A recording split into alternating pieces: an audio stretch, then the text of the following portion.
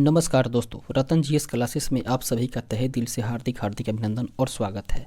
दोस्तों, समसामयिक घटना चक्र का जो बीपीएससी का क्वेश्चन बैंक है उसका हम लोग अवलोकन कर रहे हैं 2023 एडिशन का। दोस्तों, इस पुस्तक में हम लोग बीपीएससी के द्वारा प्रारंभिक परीक्षा में जितने भी प्रश्न पूछे गए हैं उसका हम लोग पूर्वावलोकन कर रहे हैं, जो कि अध्यायवार विभाजित है। और ये पुस्तक जो है वो 1992 से लेकर के 2022 तक अपडेटेड है। इसके बाद में दोस्तों हम लोग देखते हैं इसके समान अध्ययन के पोर्शन को हम लोग इसके पहले वाले वीडियो में देख चुके हैं और इस वीडियो में हम लोग देखेंगे विविध को। तो दोस्तों, विविध के द्वारा जितने भी प्रश्न पूछे गए हैं बिहार पब्लिक सर्विस कमीशन के आयोग के द्वारा, इस विविध के संदर्भ में हम लोग आगे बढ़ेंगे और देखेंगे कि विविध में कौन कौन से प्रश्न पूछे गए हैं। उन प्रश्नों का हम लोग अवलोकन करेंगे। सबसे पहले बढ़ते हैं पहले प्रश्न की ओर, जो कि कह रहा है बिहार के निम्नलिखित जिलों में से कौन सा जिला नेपाल के साथ सीमा साझा नहीं करता है।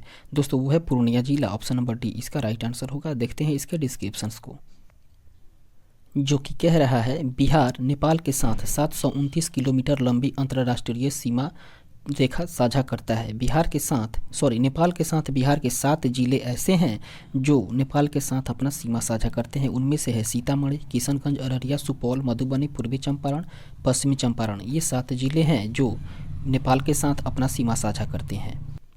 इसके बाद आगे बढ़ते हैं और देखते हैं दूसरे प्रश्न को, जो कि कह रहा है निम्नलिखित में से कौन सा भारत के लिए राज्य में मौजूद एकमात्र यूनेस्को विश्व धरोहर स्थल है। इसका राइट आंसर होगा ऑप्शन नंबर ई।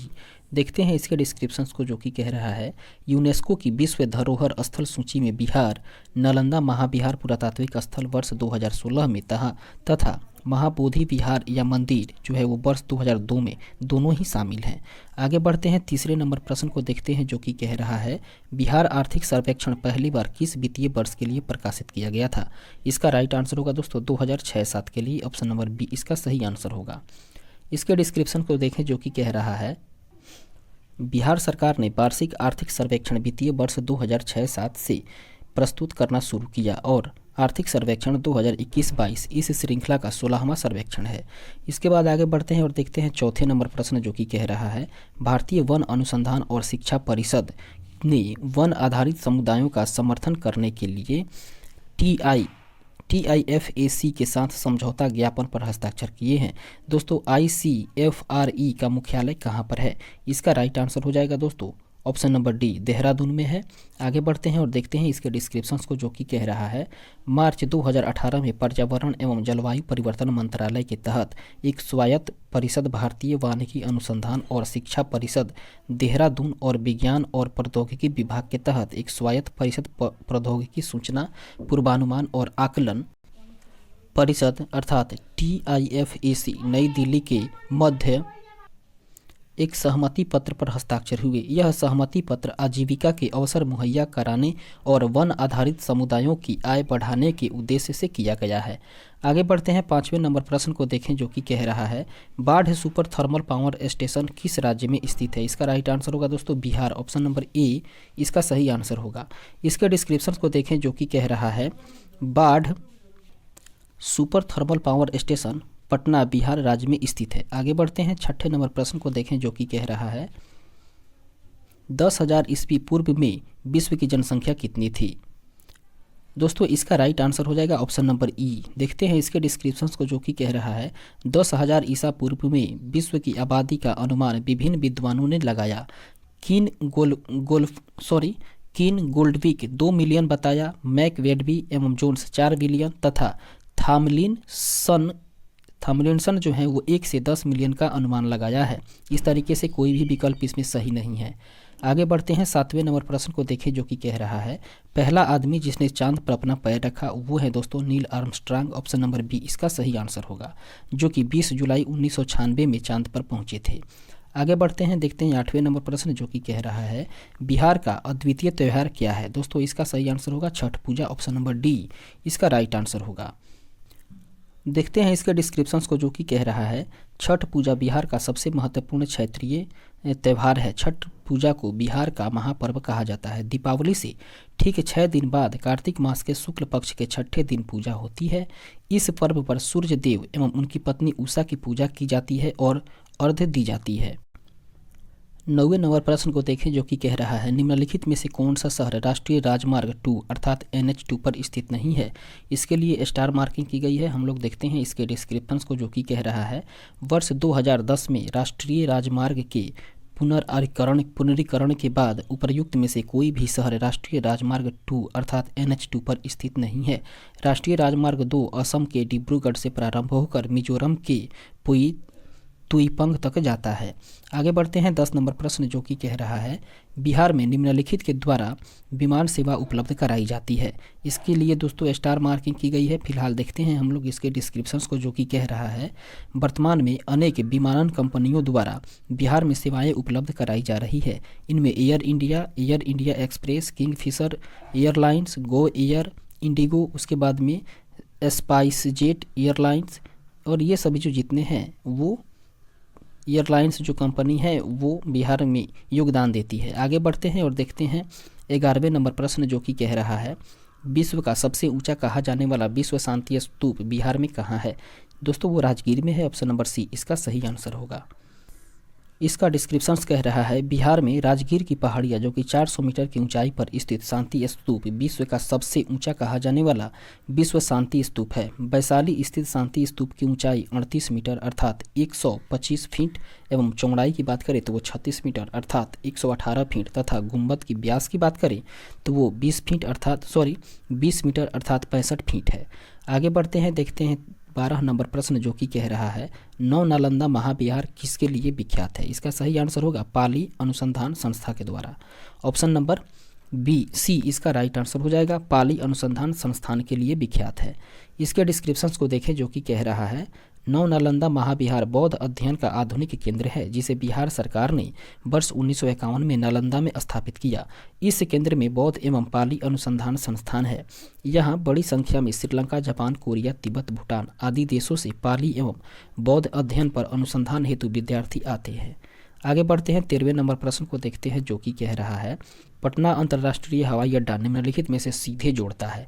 इसके लिए दोस्तों स्टार मार्किंग की गई है। हम लोग देखते हैं इसके डिस्क्रिप्शंस को जो कि कह रहा है लोकनायक जयप्रकाश नारायण अंतर्राष्ट्रीय हवाई अड्डा पटना इन स्थलों को सीधे जोड़ता है। Ahmedabad, Bengaluru, Kolkata, Colombo, Dubai, Abu Dhabi, Jammu, Kathmandu, Nagpur, Ranchi, Visakhapatnam, Chennai, Hyderabad, Mumbai, Goa, Lucknow, Pune, Sri Lanka, नई दिल्ली, वाराणसी इत्यादि को जोड़ता है। आगे बढ़ते हैं 14 नंबर प्रश्न को देखें जो कि कह रहा है पूर्वी मध्य रेलवे क्षेत्र का मुख्यालय कहाँ पर है। वो है दोस्तों हाजीपुर में स्थित है। ऑप्शन नंबर बी इसका राइट आंसर होगा। आगे बढ़ते हैं इसके डिस्क्रिप्शन को देखें जो कि कह रहा है पूर्वी मध्य रेलवे क्षेत्र का मुख्यालय हाजीपुर है और इसके अंतर्गत सोनपुर, समस्तीपुर, दानापुर, दीनदयाल उपाध्याय जो कि मुगल सराय में है तथा धनबाद मंडल आते हैं। आगे बढ़ते हैं देखते हैं 15वें नंबर प्रश्न को जो कि कह रहा है बिहार में उद्योगों का कमिश्नर दफ्तर कहाँ स्थित है। दोस्तों इसका राइट आंसर होगा पटना। ऑप्शन नंबर ए इसका सही आंसर हो जाएगा। देखते हैं इसके डिस्क्रिप्शंस को जो कि कह रहा है बिहार की उद्योगों का कमिश्नर का कार्यालय पटना में स्थित है। आगे बढ़ते हैं और देखते हैं 16वें नंबर प्रश्न जो कि कह रहा है भारत में एक समय पश्चिम बंगाल और आंध्र प्रदेश के सीमित नक्सलवाद अब इन राज्यों में फैल चुका है। वो राज्य है दोस्तों उड़ीसा, छत्तीसगढ़, झारखंड और बिहार। ऑप्शन नंबर ए इसका राइट आंसर होगा। इसका डिस्क्रिप्शन दोस्तों ये कह रहा है हम लोग ऊपर देख चुके हैं, ऑप्शन ही बता रहा है। आगे बढ़ेंगे 17 नंबर प्रश्न को देखें जो कि कह रहा है श्री निवारण चंद्र दास गुप्त थे। वे क्या थे दोस्तों? वे थे पुरुलिया से। ऑप्शन नंबर बी इसका राइट आंसर होगा। इसके डिस्क्रिप्शंस को देखें जो कि कह रहा है श्री निवारण चंद्र दास गुप्ता का जन्म वर्तमान बांग्लादेश के विक्रमपुर में हुआ था। यह तत्कालीन बिहार के पुरुलिया जिला स्कूल के हेडमास्टर थे और इनकी कर्मभूमि तत्कालिक बिहार का पुरुलिया जिला ही रहा है। इस तरीके से 18वें नंबर प्रश्न को देखें जो कि कह रहा है बिहार में यद्यपि जमींदारी सांविधिक रूप से 1952 में हटा दी गई थी तथापि भू नियंत्रण का सामाजिक आधार निम्नलिखित के हाथों में रह गया। और रह गया था दोस्तों प्रधान जाति के हिंदू के हाथों में। ऑप्शन नंबर सी इसका राइट आंसर होगा। इसके डिस्क्रिप्शंस को देखें जो कि कह रहा है वर्ष 1950 में बिहार सरकार के द्वारा बिहार भूमि सुधार अधिनियम पारित किया गया जिसे सर्वोच्च न्यायालय की संस्तुति प्रदान की। वर्ष 1954 तथा वर्ष 1959 में इसमें संशोधन किया गया, लेकिन इस अधिनियम में कुछ व्यवस्था ऐसी थी जिनके तहत वे घर, बगीचा, तालाब, पुस्तकालय, व्यापार आदि के उद्देश्य से जमीन का एक बड़ा हिस्सा अपने अपने पास रख सकते थे। इसके अलावा कानून का क्रियान्वयन धीमा होने के कारण भी जमीन पर प्रधान जातियों का कब्जा बना रहा। इस तरीके से 19 नंबर प्रश्न कह रहा है, बिहार के प्रमुख समाचार पत्र बिहारी का संपादक कौन थे? दोस्तों वे थे बाबू महेश्वर प्रसाद। ऑप्शन नंबर डी इसका राइट आंसर होगा। आगे बढ़ते हैं, देखते हैं 20 नंबर प्रश्न जो कि कह रहा है दक्षिण गंगोत्री स्थित है। दोस्तों दक्षिण गंगोत्री जो है वो अंटार्कटिका में स्थित है। ऑप्शन नंबर डी इसका राइट आंसर होगा। इसके डिस्क्रिप्शंस को देखें जो कि कह रहा है श्वेत महादेश के नाम से प्रसिद्ध दक्षिणी गोलार्ध में स्थित अंटार्कटिका में स्थापित भारत का पहला अनुसंधान केंद्र दक्षिण गंगोत्री था, जिसे वर्ष 1984 ईस्वी में स्थापित किया गया था। अब यह बंद हो चुका है। अंटार्कटिका में स्थापित भारत का दूसरा स्थायी शोध केंद्र मैत्री है। अंटार्कटिका के लॉर्ड्स मैन हिल क्षेत्र में भारत का तीसरा अनुसंधान केंद्र स्थापित किया गया है, जिसका नाम भारती है। आगे बढ़ते हैं, देखते हैं 21 नंबर प्रश्न जो कि कह रहा है निम्नलिखित में से कौन सी पुस्तक तिलक ने लिखी थी? राइट आंसर होगा Gita Rahasya. Option number B. इसके डिस्क्रिप्शंस को देखें जो कि कह रहा है गीता रहस्य नामक ग्रंथ लोकमान्य की उपाधि से विभूषित बाल गंगाधर तिलक के मांडले जेल में लिखा था। आगे बढ़ते हैं, देखते हैं 22 नंबर प्रश्न कह रहा है पुस्तक 1984 किसके द्वारा लिखी गई है? दोस्तों 1984 के लेखक हैं George Orwell. Option number C इसका राइट आंसर होगा। आगे बढ़ते हैं 23 नंबर प्रश्न जो कि कह रहा है खेल कूद में उत्कृष्टता के लिए कौन सा पुरस्कार दिया जाता है? वो दिया जाता है दोस्तों अर्जुन पुरस्कार। ऑप्शन नंबर बी इसका राइट आंसर होगा। इसका डिस्क्रिप्शंस कह रहा है दिए गए विकल्पों में खेल कूद में उत्कृष्टता के लिए अर्जुन पुरस्कार दिया जाता है। खेल कूद में उत्कृष्टता के लिए दिया जाने वाला सर्वोच्च पुरस्कार मेजर ध्यानचंद जो कि पूर्व में राजीव गांधी खेल रत्न पुरस्कार है। दोस्तों मेजर ध्यानचंद खेल रत्न पुरस्कार तथा अर्जुन पुरस्कार खिलाड़ियों को उनकी 4 साल की उपलब्धियों के आधार पर दिया जाता है। ये पुरस्कार राष्ट्रीय युवा एवं खेल मंत्रालय के द्वारा दिया जाता है। मेजर ध्यानचंद खेल रत्न तथा अर्जुन पुरस्कार प्रति वर्ष प्रदान किए जाते हैं। मेजर ध्यानचंद खेल रत्न के तहत खिलाड़ी को एक मेडल दिया जाता है, उसके साथ साथ में एक प्रमाण पत्र और 7.5 लाख रुपये की पुरस्कार राशि दी जाती है। अर्जुन पुरस्कार के तहत खिलाड़ियों को एक प्रतिमा, प्रमाण पत्र और 5 लाख रुपये की राशि दी जाती है। इसके बाद आगे बढ़ते हैं और देखते हैं 24 नंबर प्रश्न जो कि कह रहा है निम्नलिखित में से किस विदेशी नागरिक को भारत रत्न प्रदान किया गया है? वे हैं दोस्तों Nelson Mandela. Option number A इसका राइट आंसर होगा। इसके डिस्क्रिप्शंस को देखें जो कि कह रहा है नेल्सन मंडेला को दक्षिण अफ्रीकी गोरी सरकार के विरुद्ध गांधीवादी मूल्यों के आधार पर आंदोलन चलाने तथा दक्षिण अफ्रीका की गोरी सरकार द्वारा फैलाए गए जाति विद्वेष को समाप्त कराने के लिए वर्ष 1990 ईस्वी में भारत रत्न पुरस्कार प्रदान किया गया। वो भी दोस्तों शांति ढंगपूर्ण तरीके से उस विद्वेष को समाप्त करना चाहते थे। आगे बढ़ते हैं 25 नंबर प्रश्न जो कि कह रहा है चुने हुए देशों की अर्थव्यवस्था के संबंध में निम्नलिखित में से कौन सा कथन सही नहीं है? दोस्तों इस कथन को देखें तो इसमें सबसे गलत कथन है जो सही नहीं है वो है संयुक्त राज्य अमेरिका विश्व का 50% से अधिक मक्का पैदा करता है, किंतु निर्यात विश्व के निर्यात का मात्र 3% ही करता है। ये कथन गलत है। इस तरीके से इसका right answer option number A होगा। आगे बढ़ते हैं और देखते हैं इसके डिस्क्रिप्शंस को जो कि कह रहा है FAO की वेबसाइट पर उपलब्ध वर्ष 2020 के नवीन आंकड़ों के अनुसार में ऑस्ट्रेलिया विश्व का सबसे बड़ा 25% ऊन उत्पादक एवं 40% निर्यातक है तथा न्यूजीलैंड ऑस्ट्रेलिया के बाद दूसरा सबसे बड़ा ऊन निर्यातक है। न्यूजीलैंड में भेड़ों की कुल संख्या 2.60 करोड़ है, जो विश्व की कुल भेड़ों की संख्या 2396 मिलियन का 1.10% है, जबकि प्रश्नकाल में यह 4% था। प्रश्नकाल में न्यूजीलैंड कुल वैश्विक भेड़ मांस का 75% तथा कुल वैश्विक ऊन निर्यात का लगभग 16% निर्यात करता है। संयुक्त राज्य अमेरिका विश्व का लगभग 35% मक्का पैदा करता है, किंतु साथ ही विश्व का सबसे बड़ा मक्का निर्यातक भी है। अमेरिका विश्व का मक्का निर्यातक 36% निर्यात करता है। इस तरीके से कथन ये जो है वो असत्य है। आगे बढ़ते हैं, देखते हैं 26 नंबर प्रश्न जो कि कह रहा है इसराइल और PLO के बीच प्रथम संधि बैठक हुई थी, वो हुई थी दोस्तों मैड्रिड में। ऑप्शन नंबर सी इसका राइट आंसर होगा। आगे बढ़ते हैं और देखते हैं इसके डिस्क्रिप्शंस को जो कि कह रहा है इसराइल और PLO के बीच प्रथम सीधी बैठक जिसमें दोनों पक्षों के प्रतिनिधियों ने आमने सामने बैठकर वार्ता की, वो मैड्रिड में नवंबर 1991 में संपन्न हुई थी। इस बैठक के प्रथम सूत्रधार तत्कालिक अमेरिकी विदेश मंत्री जेम्स बेकर थे।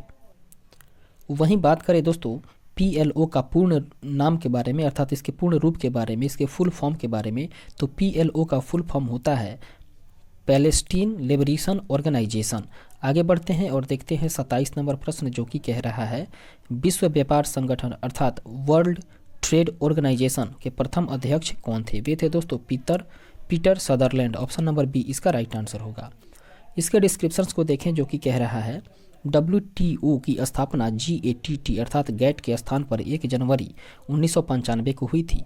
ऐसी परिस्थिति में गैट के तत्कालीन महानिदेशक पीटर सदरलैंड को ही WTO का महानिदेशक अर्थात अध्यक्ष नियुक्त किया गया था, किंतु WTO के विधिवत निर्वाचन प्रथम महानिदेशक रूनेटो रुगेरियो है। प्रश्न में केवल WTO के प्रथम अध्यक्ष के बारे में पूछा गया है, इसलिए विकल्प बी को सही माना गया है। दोस्तों वर्तमान में नागोजी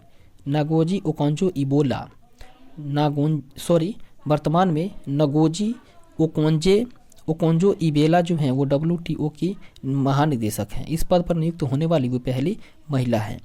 इस तरीके से 28 नंबर प्रश्न को देखें, जो कि कह रहा है दामोदर घाटी निगम कब स्थापित हुई थी? दोस्तों दामोदर घाटी निगम की स्थापना हुई थी 1948 ईस्वी में। ऑप्शन नंबर सी इसका राइट आंसर होगा। इसके डिस्क्रिप्शंस को देखें, जो कि कह रहा है केंद्र, बिहार एवं पश्चिम बंगाल की सहमति के पश्चात केंद्र ने मार्च 1948 ईस्वी में दामोदर घाटी निगम अधिनियम पारित किया और इस अधिनियम के तहत 7 जुलाई 1948 ईस्वी को भारत की प्रथम बहुउद्देशीय नदी घाटी परियोजना दामोदर घाटी निगम जो है वो अस्तित्व में आई। आगे बढ़ते हैं 29 नंबर प्रश्न को देखते हैं, जो कि कह रहा है भद्रावती इस्पात केंद्र स्थित है। दोस्तों भद्रावती इस्पात केंद्र जो है वो भद्रा नदी पर स्थित है। ऑप्शन नंबर बी इसका राइट आंसर होगा।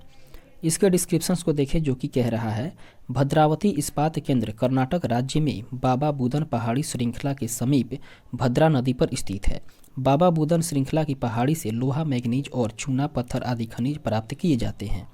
आगे बढ़ते हैं 30 नंबर प्रश्न, जो कि कह रहा है स्वर्णिम त्रिकोण का तात्पर्य है। दोस्तों स्वर्णिम त्रिकोण का तात्पर्य है थाईलैंड, म्यांमार आदि के नशीले पदार्थों का उत्पादन करने वाले क्षेत्र से। ऑप्शन नंबर सी इसका राइट आंसर होगा। इसके डिस्क्रिप्शंस को देखें, जो कि कह रहा है स्वर्णिम त्रिकोण एशिया के 2 मुख्य अवैध अफीम उत्पादन क्षेत्रों में से एक है। दोस्तों इसके लिए दोस्तों लगभग 3.5 लाख अर्थात 3,50,000 वर्ग किलोमीटर में विस्तृत स्वर्णिम त्रिकोण के अंतर्गत दक्षिण पूर्व एशिया के 4 देश जिसमें म्यांमार, लाओस, वियतनाम एवं थाईलैंड आते हैं। दक्षिण पूर्व एशिया का दूसरा कुख्यात अवैध अफीम उत्पादक क्षेत्र अफगानिस्तान है। अफगानिस्तान, पाकिस्तान तथा ईरान को मिलाकर बनने वाले क्षेत्र को ही स्वर्णिम अर्धचंद्र कहते हैं। आगे बढ़ते हैं, देखते हैं 31 नंबर प्रश्न, जो कि कह रहा है South Asian coalition on child servitude report के अनुसार भारत में बंधुआ बच्चों की संख्या कितनी है? दोस्तों इसका राइट आंसर होगा 5.5 crore, 5.5 crore. Option number B इसका राइट आंसर होगा। इसके डिस्क्रिप्शंस को देखें, जो कि कह रहा है दक्षिण एशिया के 60 गैर सरकारी संगठनों द्वारा वर्ष 1989 में गठित South Asia coalition on child servitude द्वारा 21 मई 1993 ईस्वी को बाल मजदूरी पर प्रकाशित रिपोर्ट के अनुसार भारत में बाल मजदूरों की संख्या 5.5 करोड़ थी। इसके विपरीत तत्कालीन केंद्रीय श्रम मंत्री पुरुणे ए संगमा के अनुसार भारत में 14 वर्ष से कम आयु वाले बाल मजदूरों की संख्या 1.7 करोड़ थी। इस तरीके से देखते हैं 32 नंबर प्रश्न, जो कि कह रहा है सबसे अधिक तेल निर्यातक देश है। दोस्तों वो है सऊदी अरब। ऑप्शन नंबर डी इसका राइट आंसर हो जाएगा। सऊदी अरब का खनिज तेल निर्यात में लंबे समय से पहला स्थान बना हुआ है। दूसरे स्थान पर बात करें तो वो रूस का स्थान आता है। 33 नंबर प्रश्न, जो कि कह रहा है प्रकाश पादुकोण किस क्षेत्र में प्रसिद्ध है? दोस्तों प्रकाश पादुकोण जो है वो बैडमिंटन के क्षेत्र में प्रसिद्ध है। ऑप्शन नंबर ए इसका राइट आंसर होगा। इसके डिस्क्रिप्शंस को देखें, जो कि कह रहा है प्रकाश पादुकोण भारत के सुविख्यात बैडमिंटन खिलाड़ी रहे हैं। प्रकाश पादुकोण ने वर्ष 1971 में जूनियर एवं सीनियर वर्ग का राष्ट्रीय खिताब प्राप्त किया तथा वर्ष 1971 से 1979 तक लगातार 9 वर्षों तक सीनियर राष्ट्रीय बैडमिंटन प्रतियोगिता के विजेता बने रहे। वर्ष 1979 में प्रकाश पादुकोण ने राष्ट्रमंडल खेल में स्वर्ण पदक प्राप्त किया था। आगे बढ़ते हैं 34 नंबर प्रश्न जो कि कह रहा है एवरेस्ट शिखर पर चढ़ने वाली दूसरी भारतीय महिला कौन थी। दोस्तों एवरेस्ट की शिखर पर चढ़ने वाली दूसरी भारतीय महिला की बात करें तो वो है Santosh Yadav. Option number B इसका राइट आंसर होगा, संतोष यादव। इसके डिस्क्रिप्शंस को देखें जो कि कह रहा है हरियाणा राज्य की निवासी तथा भारत तिब्बत सीमा पुलिस में अधिकारी संतोष यादव एवरेस्ट शिखर पर विजय प्राप्त करने वाली दूसरी भारतीय महिला हैं। दोस्तों एवरेस्ट शिखर पर 2 बार चढ़ने वाली विश्व की गिनी चुनी महिलाओं में से एक संतोष यादव ने प्रथम बार 1992 ईस्वी में तथा दूसरी बार 1993 ईस्वी में एवरेस्ट के शिखर पर विजय प्राप्त की थी। दोस्तों उनकी इस उपलब्धि पर भारत सरकार ने उनको वर्ष 2000 ईस्वी में पद्म श्री से सम्मानित किया था, जबकि बछेंद्री पाल प्रथम भारतीय महिला है, वो 1984 ईस्वी में एवरेस्ट की चोटी पर चढ़ी थी। इसके बाद आगे बढ़ते हैं, देखते हैं 35 नंबर प्रश्न जो कि कह रहा है इंडिया विंस फ्रीडम के लेखक कौन है। दोस्तों इंडिया विंस फ्रीडम के लेखक हैं Abdul Kalam Azad. Option number B इसका राइट आंसर होगा। इसके डिस्क्रिप्शंस को देखें जो कि कह रहा है अब्दुल कलाम आज़ाद लिखित इंडियन विंस फ्रीडम का प्रकाशन ओरिएंटल लॉगमैन के द्वारा वर्ष 1959 ईस्वी में किया गया। अपनी इस पुस्तक में अब्दुल कलाम आज़ाद ने अपने अनुभवों तथा दृष्टिकोण को दर्ज किया है। इस तरीके से आगे बढ़ते हैं, देखते हैं 36 नंबर प्रश्न जो कि कह रहा है भारत के राष्ट्रीय स्तनी है।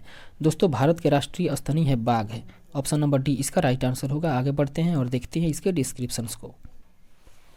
कह रहा है भारत का राष्ट्रीय पशु बाघ जिसका वैज्ञानिक नाम है पैंथेरा टिग्रिस जो एक स्तनधारी पशु है, अतः प्रश्न के अनुसार विकल्प डी सही है। बाघों की घटती संख्या के दृष्टिगत उनके संरक्षण हेतु भारत सरकार ने अप्रैल 1973 से प्रोजेक्ट टाइगर की शुरुआत की। प्रोजेक्ट टाइगर कार्यक्रम के अंतर्गत फरवरी 2022 तक 52 टाइगर रिजर्व की स्थापना की जा चुकी है।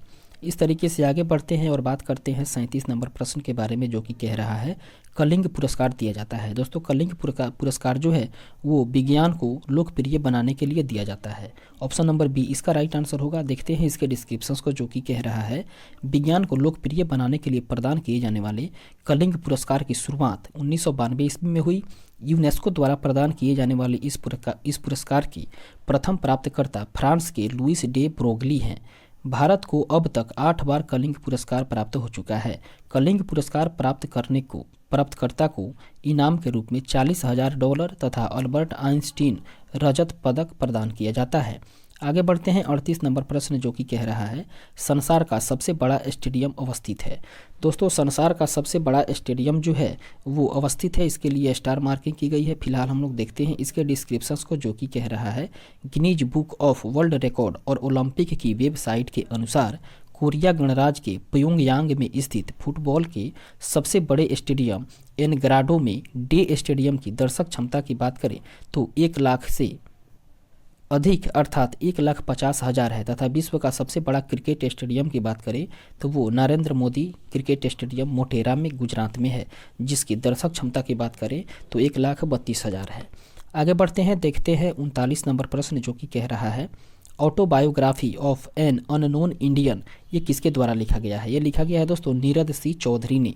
ऑप्शन नंबर ए इसका राइट आंसर हो जाएगा, नीरद सी चौधरी।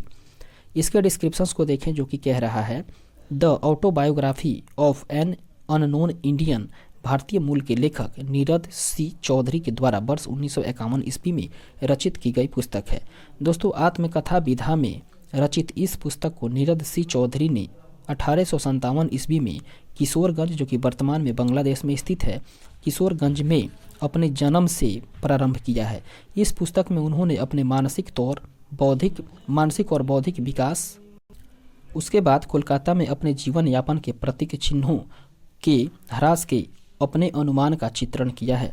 भारतीय परिस्थितियों में परिवर्तन और ऐतिहासिक ताकत जो कि ब्रिटेन के भारत से निष्कासन को अपनी पुस्तक में एक भयावह अनुभव बताया है।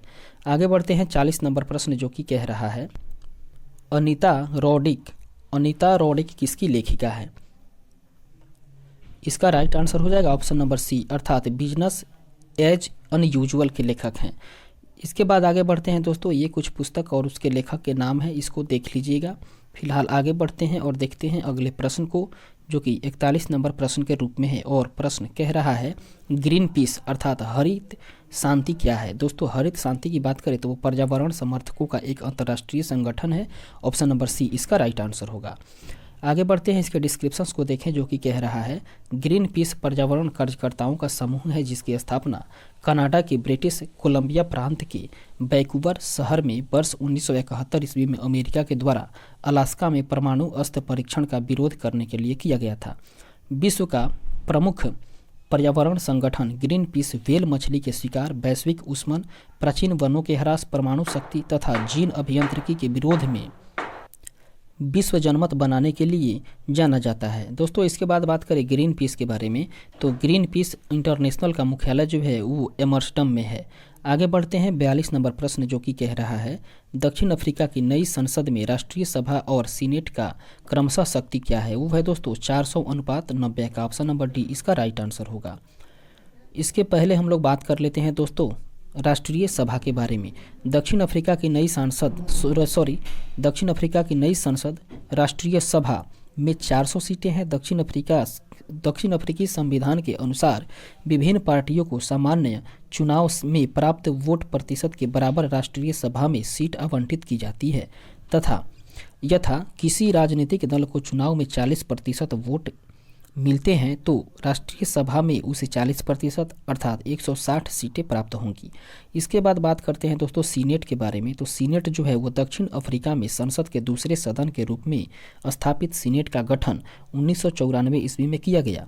वर्ष 1996 में नए संविधान के अंगीकरण के साथ ही सीनेट का नाम बदलकर राज्यों का राष्ट्रीय परिषद कर दिया गया, जिसमें सदस्यों की संख्या 90 है। आगे बढ़ते हैं, देखते हैं 43 नंबर प्रश्न कह रहा है स्टैचू ऑफ लिबर्टी कहाँ बना हुआ है। दोस्तों, वो बना हुआ है संयुक्त राज्य अमेरिका में। ऑप्शन नंबर डी इसका राइट आंसर होगा। देखते हैं इसके डिस्क्रिप्शंस को, जो कि कह रहा है स्टैचू ऑफ लिबर्टी का निर्माण फ्रांस में हुआ था। स्टैचू ऑफ लिबर्टी मूर्ति के मूर्तिकार फ्रेडरिक ऑगस्टे बर्थोल्डी हैं तथा जिस पर इसे स्थापित किया गया है उसके वास्तुविद अलेक्जेंडर गुस्ताव एफिल हैं। दोस्तों, स्टैचू ऑफ लिबर्टी को फ्रांस अमेरिका दोस्ती के प्रतीक के रूप में अमेरिकी स्वतंत्रता की 100वीं वर्षगांठ पर 28 अक्टूबर 1886 ईस्वी को अमेरिका को भेंट स्वरूप प्रदान किया था। यह मूर्ति न्यूयॉर्क बंदरगाह के एलिस थाईलैंड पर स्थापित है। आगे बढ़ते हैं 44 नंबर प्रश्न, जो कि कह रहा है वह भाषा जो भारत में हिंदी के बाद वक्ताओं की दूसरी सबसे अधिक संख्या द्वारा बोली जाती है वह है। दोस्तों, इसके लिए स्टार मार्किंग किया गया है, लेकिन उस भाषा को हम लोग देखेंगे इसके डिस्क्रिप्शंस में, जो कि कह रहा है भारतीय भाषा संस्थान के अनुसार 2011 के जनगणना के आधार पर प्राप्त निष्कर्ष के आधार पर भारत में तेलुगु हिंदी के बाद वक्ताओं की दूसरी सबसे अधिक भाषा द्वारा बोली जाती है। भारत में सर्वाधिक लोगों द्वारा बोली जाने वाली प्रथम 7 भाषाओं को देखें तो उसमें है हिंदी, बंगाली, तेलुगु, मराठी, तमिल, उर्दू और गुजराती। इसके बाद आगे बढ़ते हैं दोस्तों और देखते हैं 45 नंबर प्रश्न, जो कि कह रहा है यूनेस्को की कार्य भाषाएं हैं। दोस्तों, यूनेस्को की कार्य भाषाएं हैं अंग्रेजी, फ्रेंच और रूसी। ऑप्शन नंबर डी इसका राइट आंसर होगा। आगे बढ़ते हैं और देखते हैं 46 नंबर प्रश्न को, जो कि कह रहा है लाइफ डिवाइन पुस्तक के लेखक कौन है। दोस्तों, लाइफ डिवाइन पुस्तक के लेखक हुआ करते हैं Aurobindo Ghosh. Option number C इसका राइट आंसर होगा। इसके डिस्क्रिप्शंस को देखें, जो कि कह रहा है लाइफ डिवाइन अरविंद घोष के द्वारा 2 भागों में लिखित 58 अध्यायों में विभक्त पुस्तक है।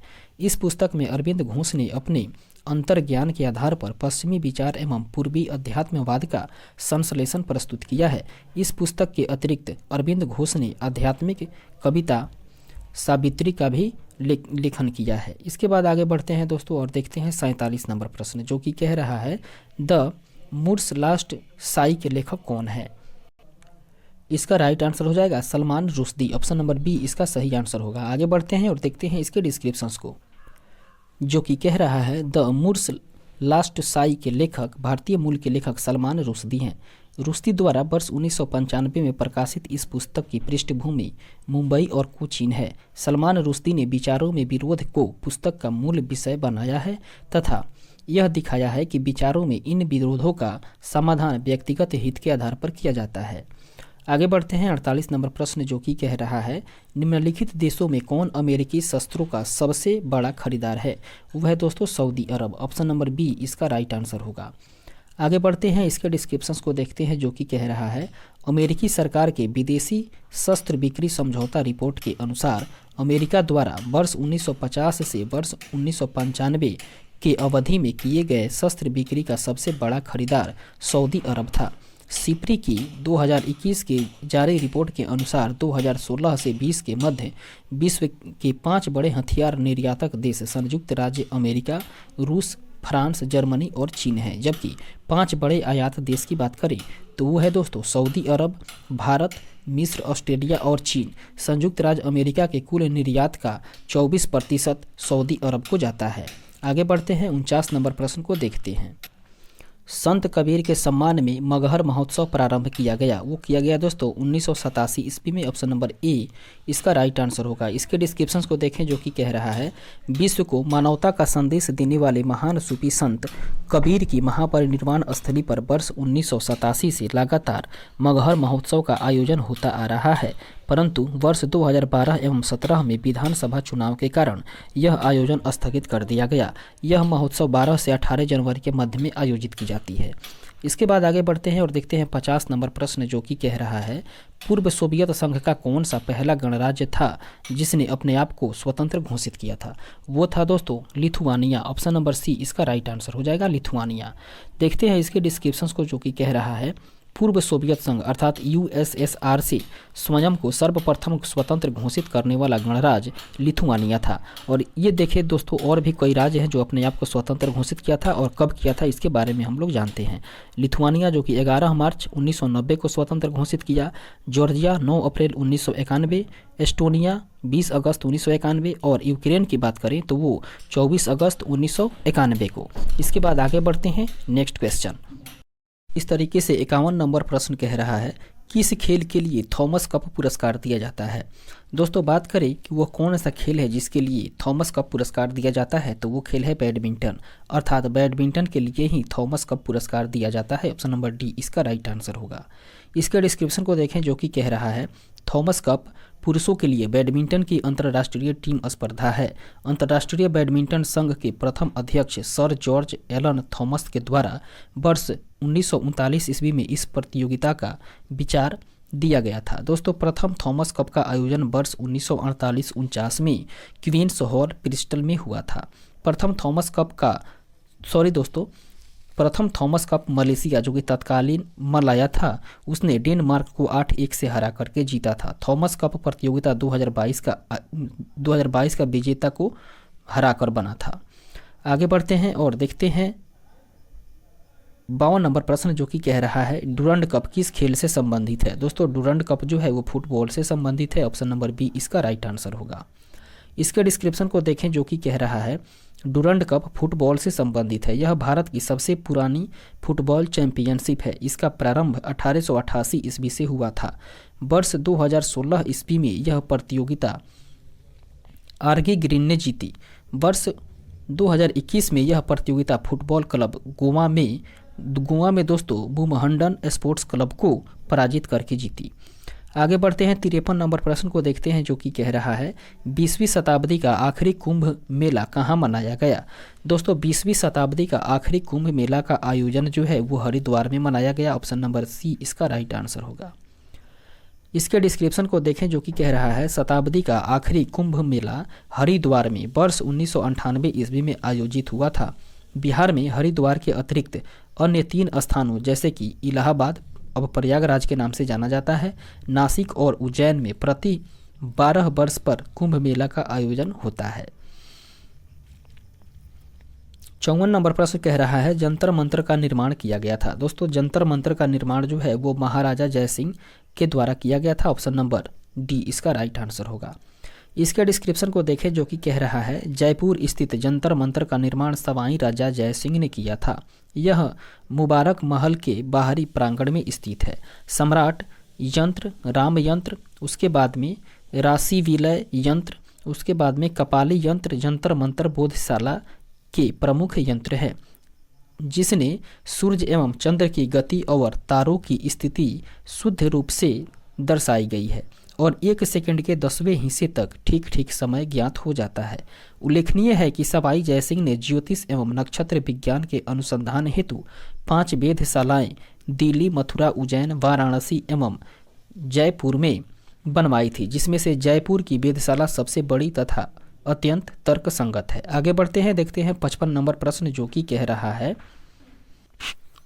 तो इस तरीके से 55 नंबर प्रश्न कह रहा है, एक वयस्क भारतीय हाथी का भार लगभग होता है। दोस्तों एक वयस्क भारतीय हाथी का भार जो है वो लगभग 5000 किलोग्राम होता है। आगे बढ़ते हैं, इसके ऑप्शंस और डिस्क्रिप्शन इस तरीके से, इसका राइट आंसर होगा ऑप्शन नंबर सी 5000 किलोग्राम। एक वयस्क भारतीय हाथी का भार 2000 से 5000 किलोग्राम के बीच होता है। अब तक का सबसे वजनी हाथी अफ्रीका में पाया गया है, जिसका भार लगभग 7000 किलोग्राम था। एक वयस्क भारतीय हाथी प्रतिदिन 250 से 300 किलोग्राम तक का भोजन करता है। आगे बढ़ते हैं, देखते हैं इसके अगले प्रश्न को। 56 नंबर प्रश्न कह रहा है, स्विट्जरलैंड में बोली जाने वाली प्रधान भाषाएं हैं। दोस्तों स्विट्जरलैंड में बोली जाने वाली प्रधान भाषा जो है वो है जर्मन, फ्रेंच और इटालियन। ऑप्शन नंबर डी इसका राइट आंसर होगा। इसके डिस्क्रिप्शन को देखें जो कि कह रहा है, स्विट्जरलैंड में बोली जाने वाली प्रधान भाषाएं जर्मन, फ्रेंच तथा इटालियन है। इसके अतिरिक्त रोमांस भाषा भी स्विट्जरलैंड में बोली जाती है, किंतु इसके बोलने वालों की संख्या बहुत कम है, लगभग 0.9%।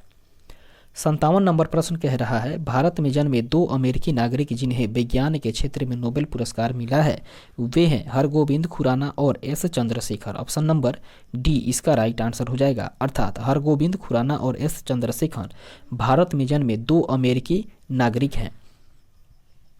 आगे बढ़ते हैं, देखते हैं इसके डिस्क्रिप्शन को जो कि कह रहा है, खगोल शास्त्री एस चंद्रशेखर को वर्ष 1983 ईस्वी में भौतिक शास्त्र में चंद्रशेखर सीमा के लिए तथा हरगोविंद खुराना को चिकित्सा के क्षेत्र में कृत्रिम जीन के संश्लेषण के लिए वर्ष 1968 ईस्वी का नोबेल पुरस्कार दिया गया।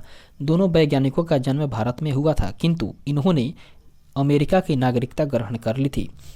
2009 ईस्वी में बी रामकृष्णन को रसायन का नोबेल पुरस्कार प्राप्त हुआ, जो भारतीय मूल के हैं। दोस्तों यूनाइटेड किंगडम और संयुक्त राज्य अमेरिका को नागरिक पुरस्कार, यहाँ पर दोहरी नागरिकता है। अर्थात बात करें दोस्तों यूनाइटेड किंगडम और संयुक्त राज्य अमेरिका की, तो यहाँ के दोस्तों नागरिकों को दोहरी नागरिकता है। सॉरी दोस्तों, यहाँ पर एक बार फिर से हम लोग पढ़ेंगे। 2009 में बी रामकृष्णन को रसायन का नोबेल पुरस्कार प्राप्त हुआ, जो भारतीय मूल के हैं तथा इनको ही यूनाइटेड किंगडम और संयुक्त राज्य अमेरिका की नागरिकता प्राप्त है। आगे बढ़ते हैं, 58 नंबर प्रश्न को देखते हैं जो कि कह रहा है, वह कौन एकमात्र भारतीय है जिनको ग्रेट ब्रिटेन से लॉर्ड का खिताब दिया गया है। वे है दोस्तों स्वराज पाल। ऑप्शन नंबर सी इसका सही आंसर होगा। इसके डिस्क्रिप्शन को देखें जो कि कह रहा है, भारतीय मूल के स्वराज पाल को ब्रिटेन में लॉर्ड का खिताब दिया गया है। स्वराज पाल को ब्रिटेन ने वर्ष 1996 में लाइफ पीर की उपाधि प्रदान की। दोस्तों लाइफ पीर की उपाधि प्राप्त व्यक्ति आजीवन हाउस ऑफ लॉर्ड का मानद सदस्य बना रहता है।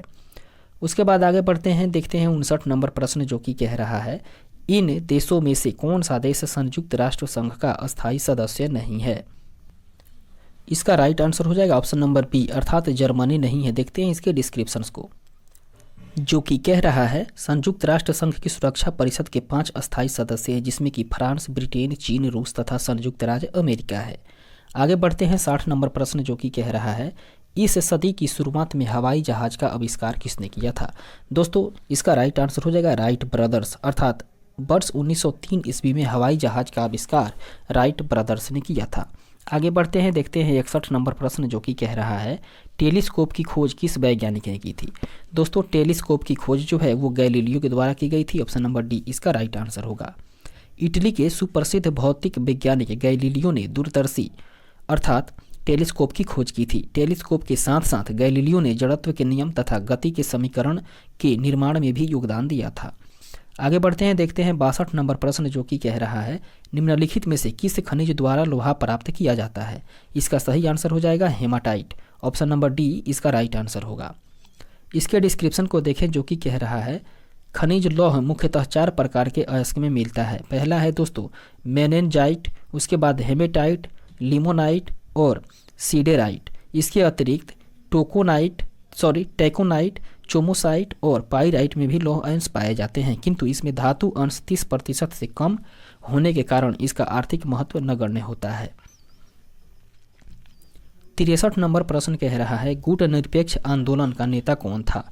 दोस्तों गुट निरपेक्ष आंदोलन का नेता जो है वो भारत है। ऑप्शन नंबर बी इसका राइट आंसर हो जाएगा, भारत था। इसके डिस्क्रिप्शन को देखें जो कि कह रहा है गुट निरपेक्ष आंदोलन को वर्ष 1961 ईस्वी में भारत की पहल पर शुरू किया गया और औपचारिक रूप से गुट निरपेक्ष आंदोलन का शुभारंभ प्रधानमंत्री नेहरू, यूगोस्लोवाकिया के राष्ट्रपति मार्शल टिटो और मिस्र के राष्ट्रपति नासिर ने किया। गुट निरपेक्ष देशों का पहला सम्मेलन मार्शल टिटो की अध्यक्षता में बेलग्रेड में आयोजित किया गया। इस आंदोलन की 18वीं मध्यावधि बैठक 4 से 6 अप्रैल 2018 के मध्य बाकू जो कि अजरबैजान में है वहां आयोजित किया गया। 64 नंबर प्रश्न को देखें जो कि कह रहा है मदर टेरेसा की जन्मभूमि थी। दोस्तों मदर टेरेसा की जन्मभूमि अल्बानिया हुआ करती थी। ऑप्शन नंबर ए इसका राइट आंसर होगा।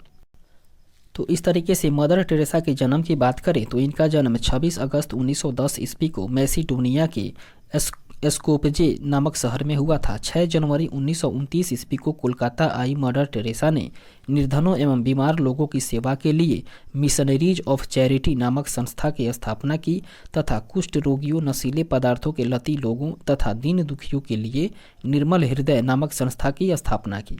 मदर टेरेसा को वर्ष 1979 में नोबेल शांति पुरस्कार दिया गया था। 65 नंबर प्रश्न को देखें जो कि कह रहा है कौन से 2 राज्य चंदन तस्कर वीरप्पन से आत्मसमर्पण के लिए वार्तालाप कर रहे थे। इसका सही आंसर होगा कर्नाटक और तमिलनाडु। ऑप्शन नंबर सी इसका राइट आंसर होगा। इसके डिस्क्रिप्शन को देखें जो कि कह रहा है कर्नाटक और तमिलनाडु की सीमा पर स्थित जंगलों में छिपकर रहने वाले कुख्यात चंदन तस्कर वीरप्पन से आत्मसमर्पण के लिए कर्नाटक और तमिलनाडु दोनों राज्य वार्तालाप कर रहे थे। 66 नंबर प्रश्न को देखें जो कि कह रहा है अंतरिक्ष विज्ञान पर अनुसंधान और विकास का श्रेय जाता है। वो जाता है दोस्तों बी साराभाई को। ऑप्शन नंबर बी इसका राइट आंसर होगा।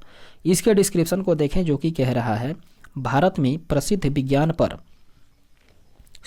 यहाँ पर भारत में अंतरिक्ष विज्ञान पर अनुसंधान एवं विकास के प्रेरणा स्रोत सुप्रसिद्ध अंतरिक्ष विज्ञानी डॉक्टर विक्रम साराभाई रहे हैं।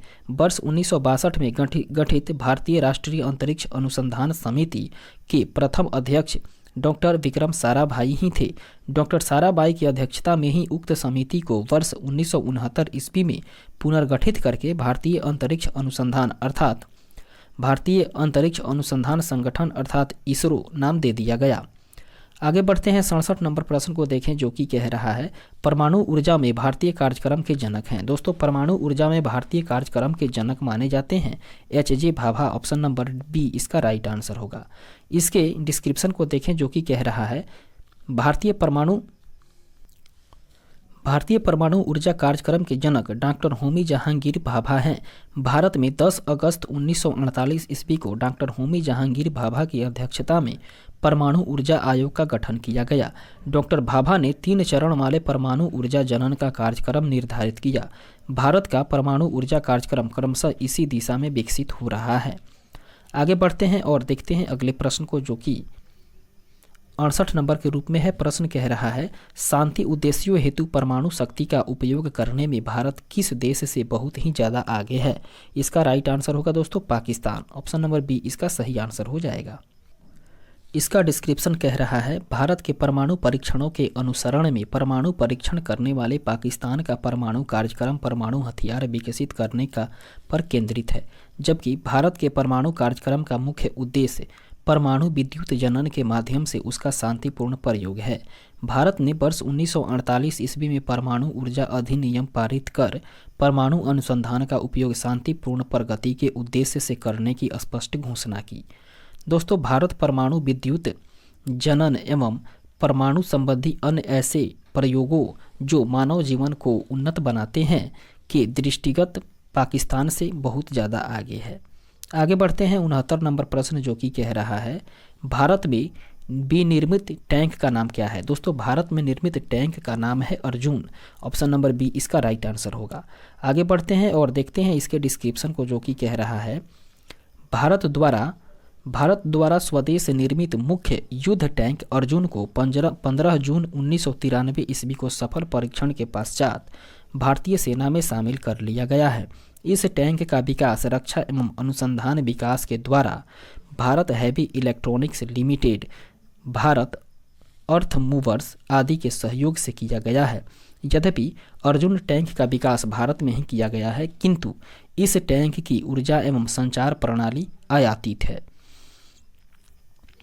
70 नंबर प्रश्न कह रहा है मुहाजिर कौमी आंदोलन क्या है? दोस्तों मुहाजिर कौमी आंदोलन जो है वो पाकिस्तान में बसे उत प्रवासी मुसलमानों का एक राजनैतिक दल है। ऑप्शन नंबर बी इसका राइट आंसर होगा। आगे बढ़ते हैं, इसके डिस्क्रिप्शन को देखते हैं, जो कि कह रहा है मुहाजिर कौमी आंदोलन पाकिस्तान में बसे उत प्रवासी मुसलमानों का एक राजनैतिक दल है। अर्थात MQM मुख्यतः भारत से गए मुसलमानों के साथ किए जाने वाले भेदभाव तथा उनके साथ द्वितीय दर्जे के नागरिक की तरह आचरण किए जाने के विरुद्ध आवाज़ उठाता है। इसके नेता जो हैं वो अल्ताफ हुसैन है। इस तरीके से 71 नंबर प्रश्न कह रहा है न्यूजीलैंड में पाए जाने वाला उड्डयनहीन पक्षी कौन सा है? दोस्तों न्यूजीलैंड में पाए जाने वाला उड्डयनहीन पक्षी जो है वो है कीवी। ऑप्शन नंबर सी इसका राइट आंसर होगा। ये पक्षी जो है दोस्तों वो उड़ नहीं सकता है, परंतु वो बहुत तेज दौड़ सकता है। आगे बढ़ते हैं और देखते हैं 72 नंबर प्रश्न को, जो कि कह रहा है चिपको आंदोलन है। दोस्तों चिपको आंदोलन जो है वो वृक्षों को बचाने के लिए चलाए जाने वाला आंदोलन है। ऑप्शन नंबर बी इसका राइट आंसर होगा। इसका डिस्क्रिप्शन कह रहा है भाले कुल्हाड़े चमकेंगे, हम पेड़ों पर चिपकेंगे। दोस्तों पेड़ों पर हथियार उठेंगे, हम भी उनके साथ कटेंगे। इसी नारे के साथ वर्ष 1973-74 ईस्वी में पेड़ों को बचाने के लिए मंडल चमोली की महिलाओं ने गौरा देवी के नेतृत्व में पेड़ों को काटने से बचाने के लिए पेड़ों से चिपक कर अहिंसक चिपको आंदोलन शुरू किया। चंडी प्रसाद भट्ट तथा सुंदरलाल बहुगुणा आदि पर्यावरणविदों ने चिपको आंदोलन को विश्व में पहचान दिलवाई। आगे बढ़ते हैं 73 नंबर प्रश्न, जो कि कह रहा है ऑपरेशन ब्लैक बोर्ड सरकारी योजना है। दोस्तों ऑपरेशन ब्लैक बोर्ड जो है वो विद्यालयी शिक्षा के राष्ट्रीय कार्यक्रम को सुधारने के लिए एक सरकारी योजना है। ऑप्शन नंबर बी इसका राइट आंसर होगा। इसके डिस्क्रिप्शन को देखें, जो कि कह रहा है ऑपरेशन ब्लैक बोर्ड योजना देश के प्राथमिक विद्यालयों में उपलब्ध मानव संसाधनों एवं भौतिक संसाधनों में सुधार लाने हेतु वर्ष 1987-88 से प्रारंभ हुई थी। प्रत्येक चल रहे विद्यालय में 2 बड़े कमरों, कम से कम 2 शिक्षक और आवश्यक शिक्षण सामग्री की व्यवस्था करना इस योजना का प्रमुख अंग है। वर्ष 2002-03 से यह योजना जो है वो सर्व शिक्षा अभियान में शामिल कर दिया गया। इस तरीके से आगे बढ़ते हैं 74 नंबर प्रश्न, जो कि कह रहा है स्टार टीवी का मालिक कौन है? दोस्तों स्टार टीवी की मालिक की बात करें तो वो है Rupert Murdoch. Option number C इसका राइट आंसर होगा। दोस्तों मीडिया मुगल के रूप में प्रसिद्ध ऑस्ट्रेलिया में जन्मे अमेरिकी निवासी रूपर्ट मर्डोक ने वर्ष 1993 ईस्वी में हांगकांग की कंपनी से स्टार टीवी का अधिग्रहण किया था। आगे बढ़ते हैं, देखते हैं 75 नंबर प्रश्न, जो कि कह रहा है पंचशील की मुख्य विशेषता है। दोस्तों पंचशील की मुख्य विशेषता है देशों के मध्य मित्रता एवं शांतिपूर्ण सह अस्तित्व। ऑप्शन नंबर डी इसका राइट आंसर होगा। इसके डिस्क्रिप्शन को देखें, जो कि कह रहा है कोरिया युद्ध के पश्चात भारत और चीन के बीच एक व्यापक व्यापार समझौते के लिए बातचीत प्रारंभ हुई। इस वार्ता के फलस्वरूप भारत तथा तिब्बत क्षेत्र के मध्य वाणिज्य तथा अन्य संबंधों के विषय में भारत चीन संधि पर 29 अप्रैल 1954 ईस्वी को हस्ताक्षर किए गए थे। इस समझौते में पंचशील के 5 समझौतों का उल्लेख किया गया है। पंचशील के सिद्धांत जो है वो निम्नलिखित प्रकार से है। पहले देखते हैं दोस्तों पहला सिद्धांत, जो कि कह रहा है एक दूसरे की प्रादेशिक अखंडता और संप्रभुता के लिए पारस्परिक सम्मान की भावना पर आचरण करना। दूसरा है अनाक्रमण, अर्थात एक दूसरे पर आक्रमण न करना। तीसरा है एक दूसरे के आंतरिक मामले में हस्तक्षेप न करना। चौथा है परस्पर समानता एवं मित्रता की भावना, तथा 5वां है शांतिपूर्ण सह अस्तित्व। इसके बाद आगे बढ़ते हैं 76 नंबर प्रश्न कह रहा है प्रथम भारतीय उपग्रह आर्यभट्ट कब छोड़ा गया था। दोस्तों प्रथम भारतीय उपग्रह आर्यभट्ट को छोड़ा गया था 19 अप्रैल 1975 ईस्वी को। ऑप्शन नंबर बी इसका राइट आंसर होगा। इसके डिस्क्रिप्शन को देखें जो कि कह रहा है भारत का प्रथम उपग्रह आर्यभट्ट बैकानूर में रूसी केंद्र से कॉस्मोस रॉकेट से 19 अप्रैल 1975 ईस्वी को छोड़ा गया था। इस उपग्रह के माध्यम से भारत में उपग्रह शैक्षणिक टेलीविजन का प्रयोग प्रारंभ हुआ। आगे बढ़ते हैं 77 नंबर प्रश्न जो कि कह रहा है रामेश्वरम किस राज्य का हिस्सा है। दोस्तों रामेश्वरम जो है वो तमिलनाडु राज्य का हिस्सा है। ऑप्शन नंबर सी इसका राइट आंसर हो जाएगा। आगे बढ़ते हैं 78 नंबर प्रश्न जो कि कह रहा है विश्व में किस देश ने स्वयं को हिंदू राष्ट्र घोषित किया है। दोस्तों वो देश है नेपाल। ऑप्शन नंबर बी इसका सही आंसर होगा। इस तरीके से इसके डिस्क्रिप्शन को देखें जो कि कह रहा है पूर्व में नेपाल ने स्वयं को हिंदू राष्ट्र घोषित किया था, किंतु अप्रैल 2006 की लोकतांत्रिक क्रांति की सफलता के उपरांत संसद ने 18 मई 2006 ईस्वी को नेपाल को धर्मनिरपेक्ष राज्य घोषित कर दिया। 79 नंबर प्रश्न को देखें जो कि कह रहा है भारत में सिलिकॉन घाटी का नाम किसे दिया गया है। दोस्तों सिलिकॉन वैली के नाम से जाना जाता है बेंगलोर। ऑप्शन नंबर सी इसका राइट आंसर होगा। अर्थात कर्नाटक के बेंगलोर को भारत के सिलिकॉन घाटी के नाम की संज्ञा दी गई है। 80 नंबर प्रश्न कह रहा है निकोलस कॉपरनिकस प्रसिद्ध हैं। दोस्तों निकोलस कॉपरनिकस जो हैं वो यह बताने के लिए प्रसिद्ध हैं कि सूर्य जो है वो ये बताने के लिए प्रसिद्ध है कि ग्रह जो है वो सूर्य के चारों ओर चक्कर लगाते हैं न कि पृथ्वी के। इस तरीके से आगे इसके डिस्क्रिप्शन को देखते हैं जो कि कह रहा है निकोलस कॉपरनिकस जो कि 1473 से 1543 ईस्वी तक इन्होंने ही गणित और ज्योतिष के क्षेत्र में मिली सफलता के फलस्वरूप टॉलमी की एक मान्यता का खंडन कर दिया कि पृथ्वी ब्रह्मांड का केंद्र है। कॉपरनिकस ने सूर्य को ब्रह्मांड का केंद्र माना तथा यह बताया कि ब्रह्मांड के अन्य सभी ग्रह जो हैं वो अन्य ग्रहों की भांति पृथ्वी भी सूर्य की चक्कर लगाती है। इस तरीके से 81 नंबर प्रश्न को देखें जो कि कह रहा है दक्षेस अर्थात सार्क आंदोलन शुरू करने का उद्देश्य था। सार्क आंदोलन शुरू करने का उद्देश्य था क्षेत्रीय सहयोग। ऑप्शन नंबर डी इसका राइट आंसर होगा। इसका डिस्क्रिप्शन कह रहा है बांग्लादेश के तत्कालीन राष्ट्रपति जिया उर रहमान की पहल पर 8 दिसंबर 1985 ईस्वी को स्थापित एशियाई क्षेत्र सहयोग संगठन दक्षेस दक्षेस South Asia association of regional cooperation SAARC का मुख्य उद्देश्य देशों के साथ सहयोग में वृद्धि रहा है। आगे बढ़ते हैं और देखते हैं 82 नंबर प्रश्न जो कि कह रहा है सही कथन को चुनना है। दोस्तों निम्नलिखित जो 4 कथन दिए हुए हैं इनमें से सबसे सही कथन है आर्यभट्टीय एक गणितीय पुस्तक है। ऑप्शन नंबर ए इसका राइट आंसर होगा। इसके डिस्क्रिप्शन को देखें जो कि कह रहा है आर्यभट्ट 5वीं सदी ईसा पूर्व के महान खगोल शास्त्री गणितज्ञ तथा ज्योतिषाचार्य थे। आर्यभट्टीय गणित संबंधी ग्रंथ है। लीलावती के रचनाकार भास्कर सेकंड थे। पंच सिद्धांतिका के रचयिता बराह मिहिर थे जो चंद्रगुप्त विक्रमादित्य के दरबार में रहते थे। गणित सार संग्रह में शून्य को भी संख्या माना गया है। इस तरीके से देखते हैं 83 नंबर प्रश्न जो कि कह रहा है वंदे भारत गीत के रचनाकार कौन थे। दोस्तों वंदे भारत गीत के रचनाकार बंकिम चंद्र चटर्जी थे। ऑप्शन नंबर ए इसका राइट आंसर होगा। इसके डिस्क्रिप्शन को देखें जो कि कह रहा है वंदे भारत गीत के रचनाकार प्रसिद्ध बंगला लेखक बंकिम चंद्र चटर्जी थे। सन्यासी विद्रोह की पृष्ठभूमि पर रचित आनंद मठ नामक पुस्तक से वंदे भारत गीत उद्धृत है। 1896 ईस्वी के कांग्रेस के कलकत्ता अधिवेशन में इसे पहली बार गाया गया था। 84 नंबर प्रश्न जो कि कह रहा है ट्रायम्फ ऑफ द स्पिरिट नामक रचना संबंधी निम्नांकित कथनों में से कौन सा सत्य है। दोस्तों इसका जो कथन है वो तीनों के तीनों सही है, अर्थात इसका सही आंसर होगा ऑप्शन नंबर डी। देखते हैं इसके डिस्क्रिप्शन को जो कि कह रहा है ट्रायम्फ ऑफ द स्पिरिट को कपिल देव की पत्नी रोमी देव ने लिखा था जिसे ऑस्कर प्रकाशन ने वर्ष 1995 में प्रकाशित किया था। कपिल देव के खेल जीवन का विवरण देने वाली इस पुस्तक का विमोचन M.F. हुसैन ने किया था। आगे बढ़ते हैं 85 नंबर प्रश्न जो कि कह रहा है अंतर्राष्ट्रीय संबंधों में निम्नलिखित में से किस कारक का योगदान नहीं है। इसका सही आंसर होगा दोस्तों आक्रामक राष्ट्रवाद की भावना। ऑप्शन नंबर बी इसका राइट आंसर होगा।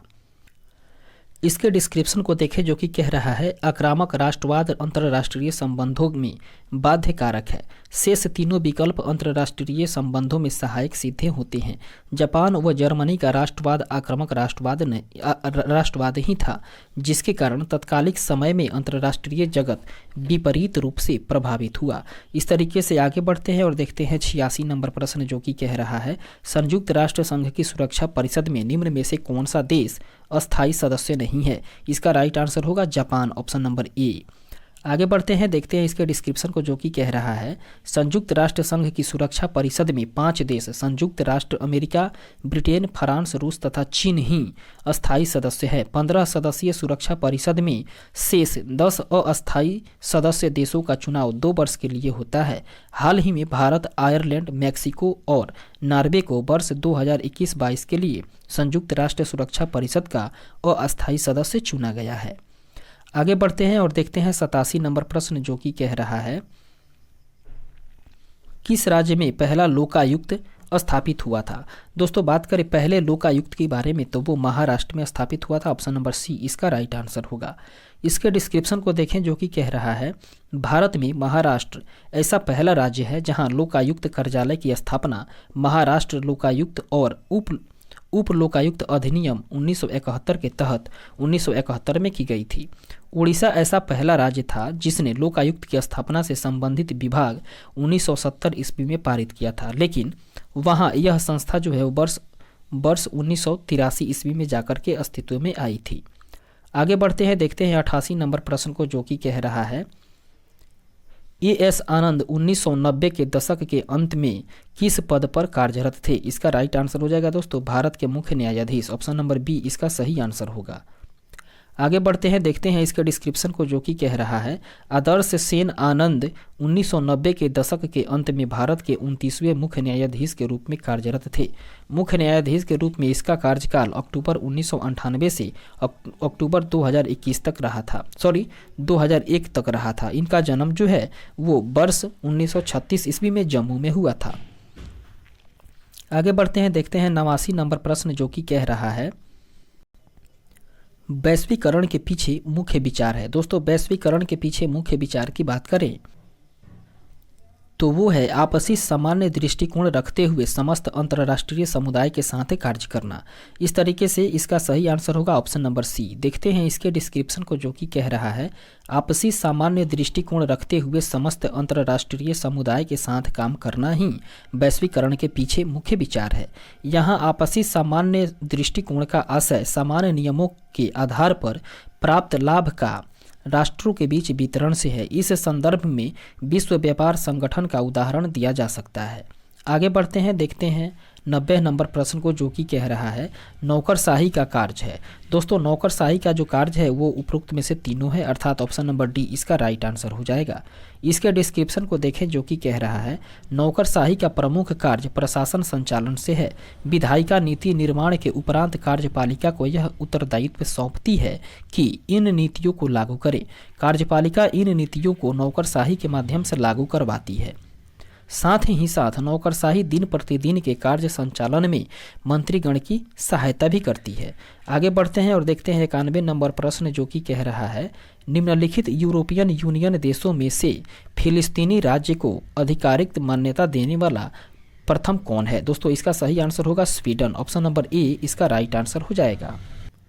आगे बढ़ते हैं और देखते हैं इसके डिस्क्रिप्शन को जो कि कह रहा है यूरोपीय यूनियन देशों में से फिलिस्तीन राज्य को आधिकारिक मान्यता प्रदान करने वाला प्रथम देश स्वीडन है। अक्टूबर 2014 में स्वीडन द्वारा फिलिस्तीन राज्य को आधिकारिक मान्यता प्राप्त की गई है। दोस्तों 30 सितंबर 2015 को पहली बार न्यूयॉर्क स्थित संयुक्त राष्ट्र संघ मुख्यालय पर फिलिस्तीन का ध्वज लगाया गया। आगे बढ़ते हैं 92 नंबर प्रश्न जो कि कह रहा है अंतर्राष्ट्रीय विकलांग दिवस मनाया जाता है। दोस्तों अंतर्राष्ट्रीय विकलांग दिवस की बात करें तो वो मनाया जाता है 3 दिसंबर को, ऑप्शन नंबर डी इसका राइट आंसर हो जाएगा। इसके डिस्क्रिप्शन को देखें जो कि कह रहा है अंतर्राष्ट्रीय विकलांग दिवस 3 दिसंबर को मनाया जाता है। संयुक्त राष्ट्र महासभा ने वर्ष 1981 ईस्वी को अंतर्राष्ट्रीय विकलांग वर्ष के रूप में घोषित किया था। संयुक्त राष्ट्र संघ ने 3 दिसंबर 1992 ईस्वी से प्रति वर्ष अंतर्राष्ट्रीय विकलांग दिवस को मनाने की स्वीकृति प्रदान की थी।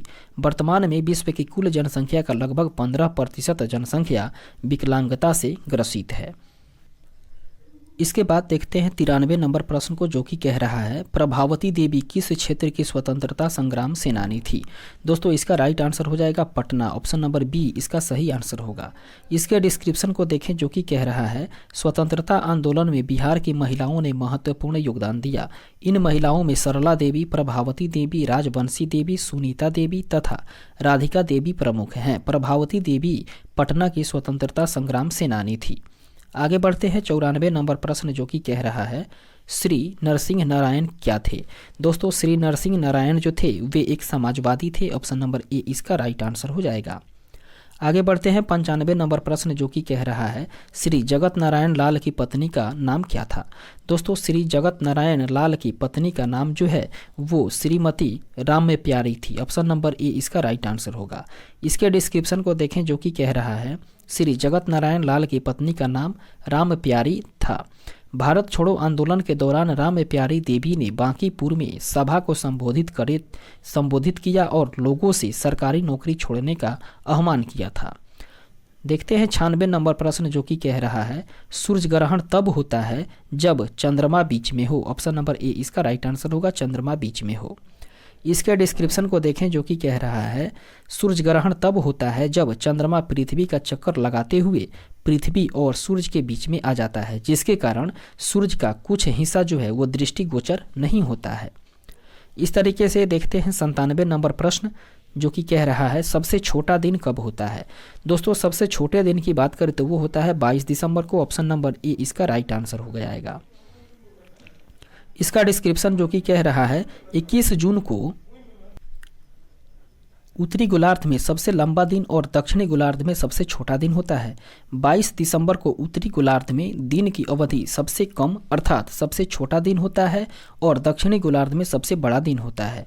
23 सितंबर और 21 मार्च को दोनों गोलार्धों में दिन और रात की अवधि समान होती है।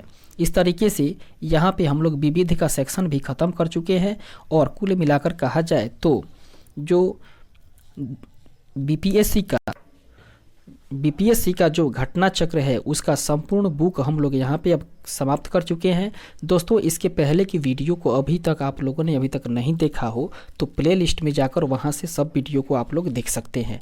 दोस्तों वीडियो देखने के लिए आप लोगों का एक बार फिर से तहे दिल से हार्दिक अभिनंदन और धन्यवाद।